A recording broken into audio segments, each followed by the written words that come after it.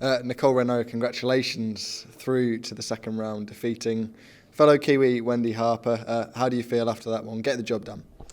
Relieved, yeah. It's hard playing another Kiwi, especially someone as great as Wendy, but just happy to get over the line. It wasn't pretty, but I'll take the win. I know obviously you've played Wendy many times back home. You've got a terrific amount of respect for her and what she's done in the game. Is it difficult when you've got to play somebody you consider as a close friend up there?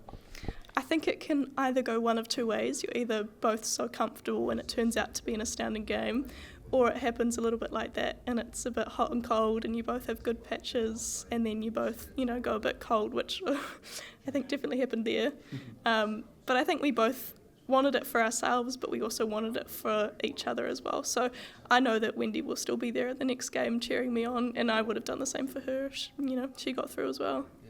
There were some really positive moments in the opening set. Your scoring was a lot more together, should we say, in the opening set, but it was difficult, I guess, to deal with some of the conditions out there.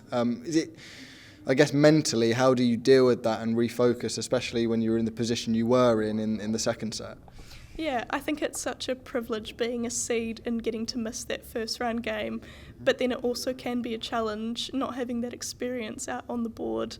Like Wendy went into that game already having a game under her belt and knowing the conditions and how her darts would kind of go, whereas that was all new for me.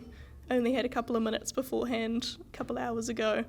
So it's kind of thinking on the spot, figuring it out as you go, and sometimes it works, sometimes it doesn't, but hopefully can pull it together for the next game.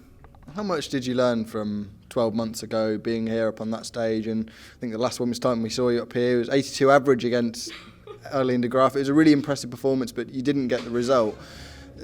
Do you look back on that as a really positive experience still? Yeah, absolutely. That's such a highlight, and it's weird for that to be a loss to be a highlight. But I think losing in such an amazing game like it was, you can only be happy with how you play, and I mean the next best thing is winning that, and that's obviously the goal for this year, is to play that a little bit better, hit those out shots, take those chances and just see what happens.